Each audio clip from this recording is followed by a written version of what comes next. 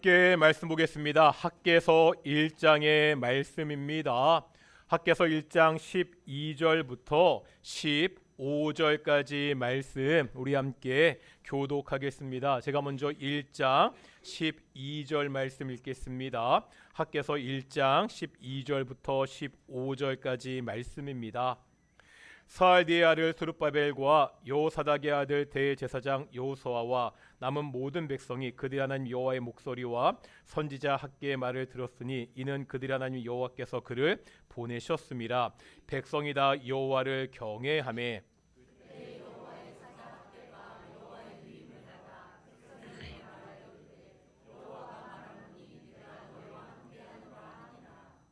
여호와께서 스알디엘의 아들 유다 총독 스룹바벨의 마음과 여호사닥의 아들 대제사장 여호수아의 마음과 남은 모든 백성의 마음을 감동시키심에 그들이 와서 만군의 여호와 그들의 하나님의 전 공사를 하였으니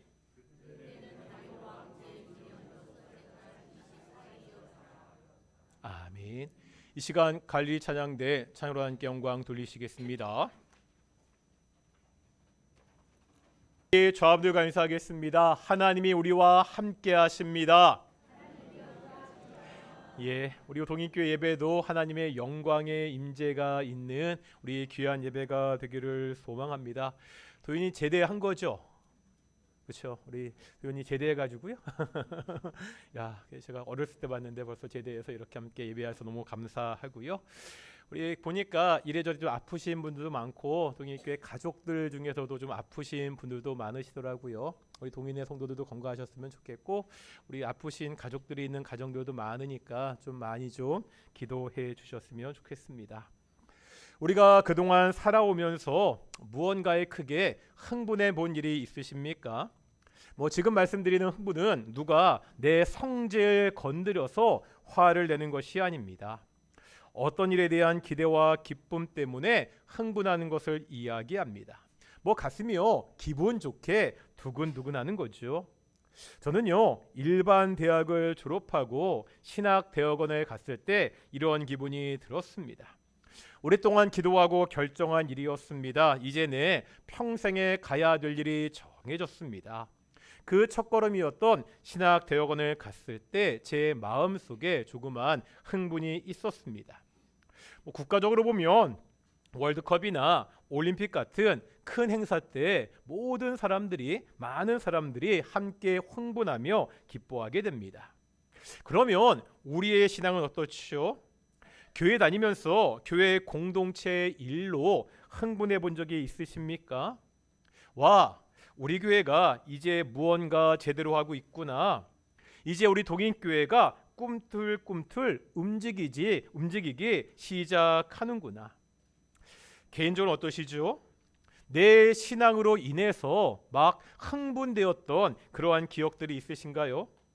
하나님이 주신 은혜 때문에 흥분이 됩니다. 이제 어떻게 살아야 될지를 정말 진지하게 고민하며 기뻐했던 흥분했던 경험이 있으십니까? 아니요. 정말 중요한 질문은 따로 있습니다. 바로 지금 여전히 그러한 흥분을 가지고 있느냐입니다. 오늘 본문에는 이스라엘 백성이 흥분하는 모습이 나타나 있습니다. 이 사람들은요 16년 동안이나 성전을 방치했던 사람들입니다. 황폐한 성전을 보고도요 아무런 마음의 동요가 없던 사람들입니다. 이 사람들이 지금 흥분하고 있습니다. 14절인데요 다 같이 한번 14절 보겠습니다. 읽겠습니다. 시작.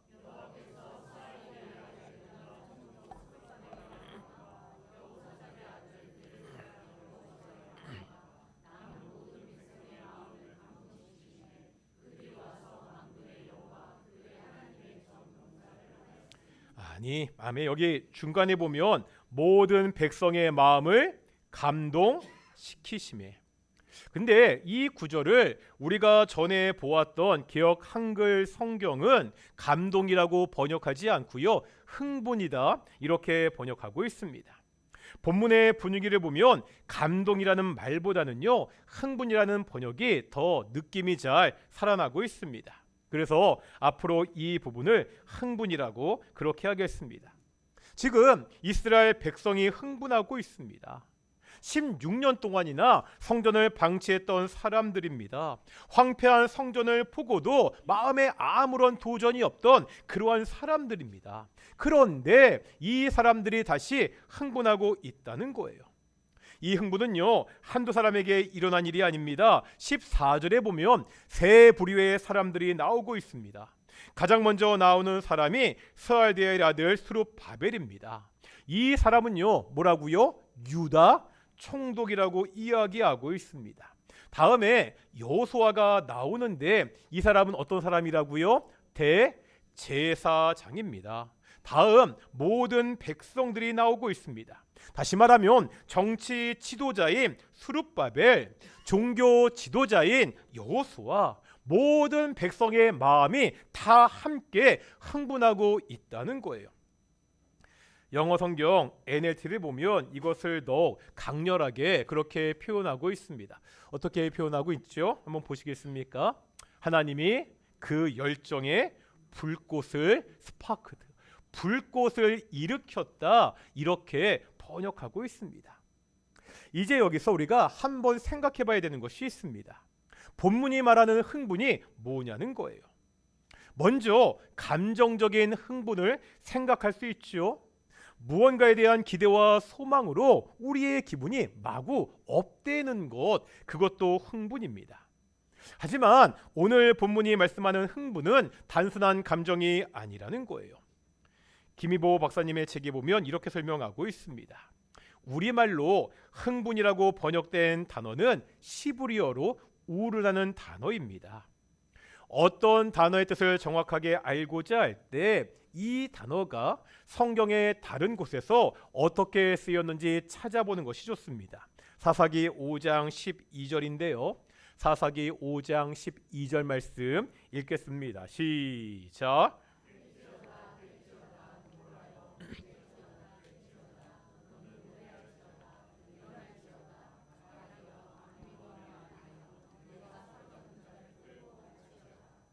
대충 어떤 단어인지 아시겠죠? 반복해서 나오고 있는 깰지어다 깰지어다, 이 단어가 바로 우루입니다. 하나님이 마음을 흥분시키는 것은요, 단순히 우리의 마음을 업시키는 것이 아니라는 거예요. 우리의 감정을 넘어서 우리의 온 마음이 새롭게 깨어나는 것입니다. 영어 성경을 보면 stirred up이라고 되어 있습니다. 휘젓다는 뜻입니다. 우리의 마음이 휘젓어졌습니다. 굳어진 마음을 하나님께서 휘젓으십니다.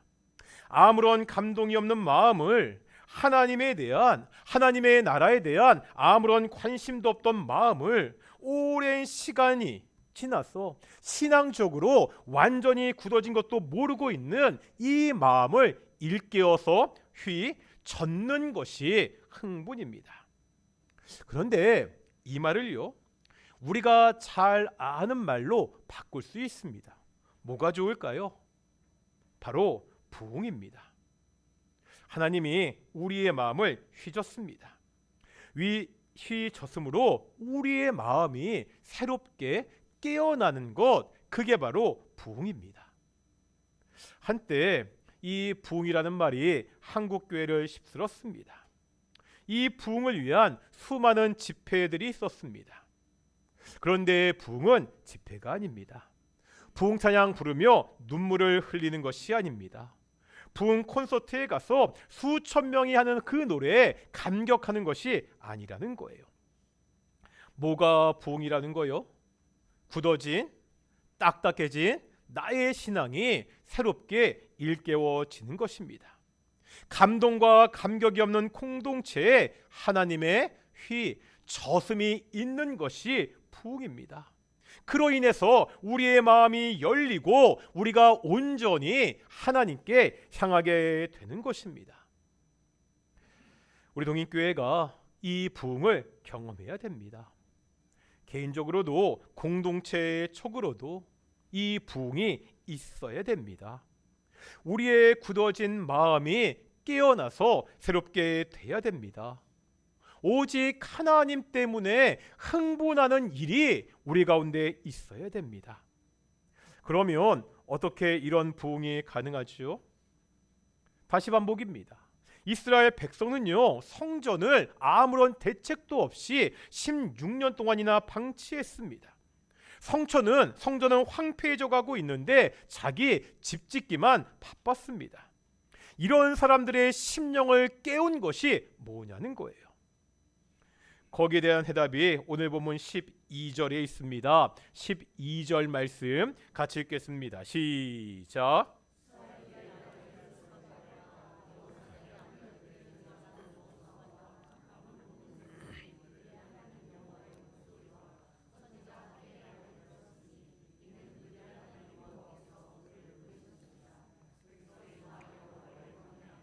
아멘.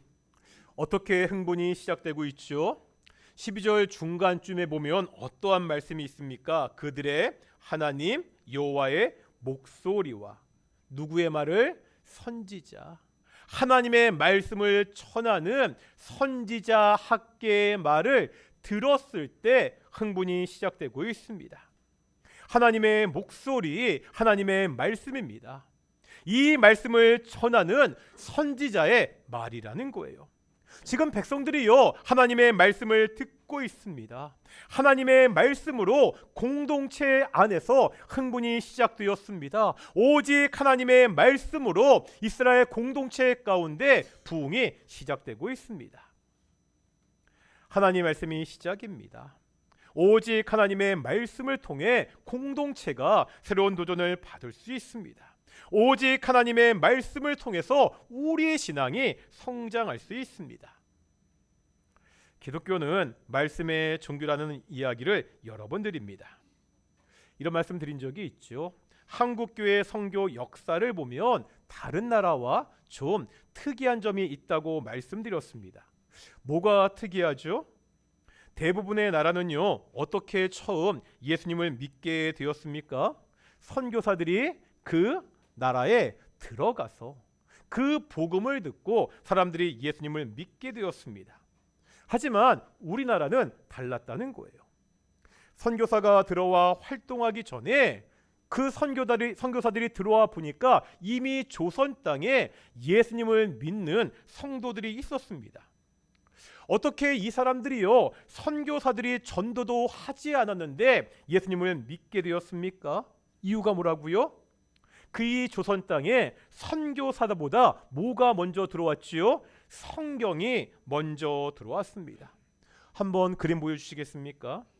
중국 만주에서 존 노스를 비롯한 몇 명의 사람들이 누가복음을 번역했습니다. 이 성경이 우리나라 최초의 성경인 1882년에 나온 예수성교 누가복음 전서입니다. 이 번역 성경이요, 선교사들보다 조선 땅에 먼저 들어왔습니다. 이 성경을 읽고 스스로 예수님을 믿는 사람들이 이 땅에 먼저 생겨났다는 거예요. 기독교가 말씀의 종교라는 것은요, 지금도 여전히 유효합니다. 내 신앙의 부흥을 꿈꾸십니까? 우리가 성경책을 펴는 것으로 시작해야 됩니다. 동인교회가 새로운 도약을 꿈꾸고 있습니까? 하나님의 말씀에 대한 열심이 우리 공동체 가운데 있어야 됩니다. 말씀이 없이 신앙은 결코 성장할 수 없습니다. 이 하나님의 말씀에 관심을 가지는 것은 몇몇 사람의 일이 아닙니다. 12절을 보면 아까 보았던 14절의 말씀과 같이 동일하게 세 사람이 나오고 있죠. 처음 스룹바벨, 누구라고요? 행정 지도자입니다. 다음 여호수아, 종교 지도자입니다. 역시 마지막으로 모든 백성이 나오고 있습니다. 무슨 말입니까? 하나님의 말씀을 듣는 것은 단지 종교 지도자의 몫이 아니라는 거예요. 행정을 담당하는 리더만의 일이 아니라 지금 모든 백성이 동참하고 있습니다. 교회도 마찬가지입니다. 하나님의 말씀에 관심을 갖는 일은 저 같은 목회자만의 일이 아닙니다. 모든 성도에게 필요한 일이라는 거지요. 하나님을 믿는 사람이라면 누구나 하나님의 말씀을 읽고 듣고 배우는 것이 반드시 필요합니다. 이렇게 설교 시간에 집중해야 됩니다. 말씀을 읽는 일에 부지런해야 됩니다. 말씀을 배우는 것을 사모해야 됩니다. 저는요, 동인교회 담임 목사로 위임을 받았습니다. 저희가 지난주 오후 예배 때 그 각 직분의 역할에 대해서 공부했잖아요. 제가 동인교회 담임 목사로서 제가 해야 되는 가장 중요한 역할은 우리 성도들에게 말씀을 가르치는 일입니다. 제가 주일 오전에는 강해 설교를 하지요. 저도요, 제 설교가 재미있는 설교라는 사실 잘 알고 있습니다. 재미없잖아요. 다만 본문이 무엇을 말씀하고 있는지 그것을 전하려고 최선을 다해 노력하고 있습니다. 수요일에도 성경 말씀을 배웁니다. 이제 저번 주로 구약의 역사가 끝나고 이번 주와 다음 주 신구약 중간사를 공부할 것입니다.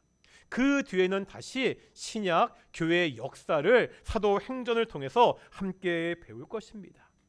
이 시간을 통해 우리가 성경 전체가 어떻게 흘러가는지 공부할 수 있습니다. 우리 동인교회 양육 가정도 있습니다.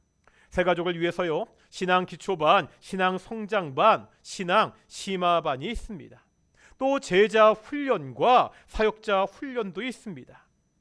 올해도요, 제자 훈련반을 모집하고 있습니다. 오늘이 신청 마감일입니다. 교회 안에서 말씀을 배울 수 있는 이 기회를요, 사모하고 참여해야 됩니다. 왜 그렇죠? 말씀에 우리의 신앙이 성장할 수 있는 다른 방법이 없기 때문입니다. 오직 동인교회는 말씀으로 신앙이 성장하는 교회입니다. 이렇게 모든 사람들이요, 말씀을 듣고 순종할 때 어떤 일이 벌어지지요? 12절 마지막에 보면 이렇게 말씀하고 있습니다. 백성이 다 여호와를 경외하며. 지금 백성들이 뭐하고 있다고요? 하나님을 경외한다고 말하고 있습니다. 경외라는 말의 뜻이 뭐죠? 경외하다, 두려워한다, 이런 뜻입니다. 왜 백성이 하나님을 두려워하죠? 말씀을 통해서 하나님이 어떠한 분인지 알게 되었기 때문입니다.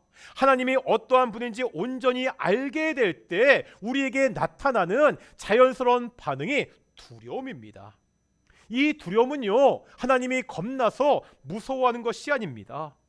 말씀을 통해 하나님을 알게 됩니다.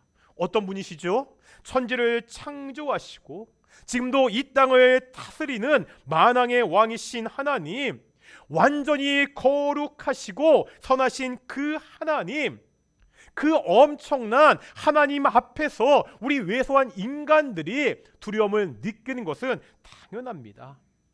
이제 이 두려움이 하나님에 대한 존경과 공경으로 나타나게 됩니다. 이걸 뭐라 부르죠? 하나님을 공경하고 존경하는 것, 이것이 예배입니다. 하나님을 알고 하나님을 온전히 공경하는 것, 그것이 바로 예배입니다. 하나님의 말씀에 대한 열심이 있는 사람이 하나님 앞에서 올바른 예배자가 될 수 있습니다. 하나님이 어떠한 분인지 정확하게 알고 그 하나님께 올바르게 반응하는 사람, 이 사람이 올바른 예배자입니다. 우리가 바른 예배자가 되기 원하십니까? 역시 말씀에 대한 열심이 먼저입니다. 말씀에 청종하는 이스라엘 백성들, 이제 하나님을 경외하는 이스라엘 백성들, 그들을 향해 하나님이 다시 말씀하고 있습니다. 이제 한번 13절 보겠습니다. 13절입니다. 읽겠습니다. 시작.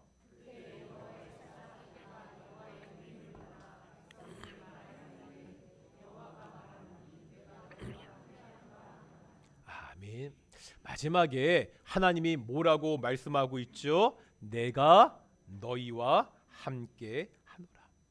내가 너희와 함께 하노라. 하나님이 이스라엘 백성과 함께 하십니다. 대적자들의 방해로 성전 재건이 16년 동안이나 중단되어 있는 상태입니다. 이 대적자들의 방해는요, 단순한 무력 시위가 아니었습니다. 이들은요, 당시 세계를 지배하던 페르시아 황제에게 상소를 올렸습니다. 성전 건축을 허락하면 이 유다 백성들이 반역을 꾀할 것이라는 그러한 조서였습니다. 이것 때문에 황제가 성전 건축을 중단하게 하는 그러한 조서를 내립니다. 다시 말하면 당시 최고의 권력자에 의해서 성전 건축이 중단되었습니다. 어떻게 되는 거죠? 성전 건축을 다시 시작하면 이제 페르시아 제국의 반역자가 될 수 있는 그러한 상황입니다. 하지만 아무런 문제가 없다는 거예요. 이 땅의 최고 권력자의 명령이라도 상관없습니다.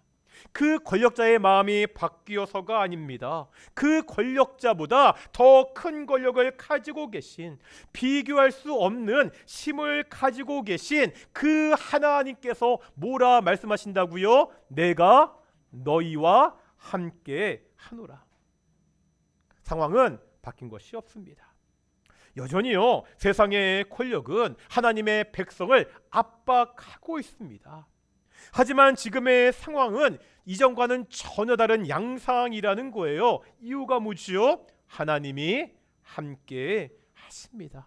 내가 너희와 함께 하노라. 하나님이 돕겠다고 말씀하고 있습니다. 우리도 마찬가지입니다. 때때로 도저히 감당할 수 없는 어려운 상황 가운데 처할 때가 있죠. 도저히 내가 상대할 수 없는, 도저히 내가 어찌할 수 없는 그러한 압박이 우리 인생 가운데 닥칠 때가 있습니다.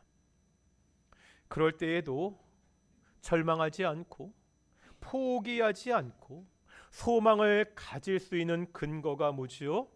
내가 너희와 함께 하노라. 하나님이 함께 하시기 때문입니다. 하나님의 말씀에 올바르게 반응하고 하나님께 올바르게 예배하는 하나님의 백성, 그들과 함께 하겠다는 하나님의 약속이 우리의 희망이 됩니다. 이 부흥의 결과가 뭐죠? 다시 한번 14절 보실 텐데요. 14절 마지막 하반절에 보면 뭐라고 말씀하고 있습니까? 그들이 와서 만군의 여호와 그들이 하나님의 전 공사를 하였으니. 이스라엘 백성들의 마음이 흥분한 결과가, 하나님이 주시는 부흥의 결과가 뭐라는 거예요? 성전 재건을 다시 시작하고 있습니다.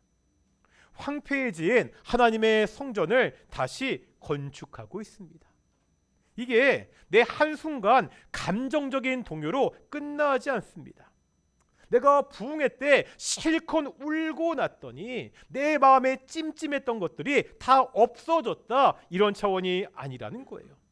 부흥회는요, 그 결과가 있습니다. 하나님이 주신 흥분에는 그 열매가 있습니다. 우리 신앙의 회복이라는 거예요. 공동체의 회복입니다. 다시 한번 신앙을 재건하기 위해서, 공동체를 재건하기 위해서 사람들이 움직이기 시작합니다. 이것을 위해서 하나님이 우리에게 부흥을 주십니다. 우리에게 이 하나님이 주시는 부흥이 필요합니다. 나의 메마른 심령을 새롭게 일깨워 주시는 하나님의 만져주심이 필요합니다. 그래야 나의 신앙이 회복될 수 있습니다. 우리 동인교회에도 하나님이 부어주시는 부흥이 필요합니다. 우리 약함을 너무나 잘 알고 있습니다.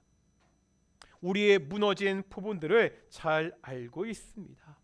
이런 것들을 새롭게 회복시킬 하나님의 부흥이 우리에게 필요합니다. 하나님의 공동체와 하나님 나라 확장을 위해서 온 교회 성도들이 흥분해서 여기저기서 웅성웅성하는 그 모습이 우리 가운데 있어야 됩니다. 모든 성도들 한 사람 한 사람 마음 가운데 하나님의 열심으로 흥분되는 일이 우리에게 벌어져야 됩니다. 어떻게 가능하다고요? 다른 방법 없습니다. 부흥은요, 하나님의 선물입니다. 하나님의 말씀의 역사입니다. 하나님 앞에 나아가야 됩니다. 우리의 깨어진 마음을 가지고, 우리의 연약한 그 심령을 가지고 하나님 앞에 나아가야 됩니다. 그 앞에서 말씀을 들어야 됩니다. 하나님을 알아야 됩니다. 하나님을 경외해야 됩니다. 그럴 때 주께서 우리에게 흥분을 주시고 우리에게 부흥을 주십니다. 사랑하는 우리 동인의 성도들, 2026년 하나님의 말씀으로 하나님이 부어주시는 부흥을 경험하기를 소망합니다. 우리 동인교회 2026년 하나님이 우리 공동체에 부어주시는 부흥, 하나님이 우리 공동체에 부어주시는 그 흥분을 다 함께 경험하기를 축원합니다. 우리 함께 많이 불렀던 부흥 찬양하시면서 함께 기도하며 나아가겠습니다.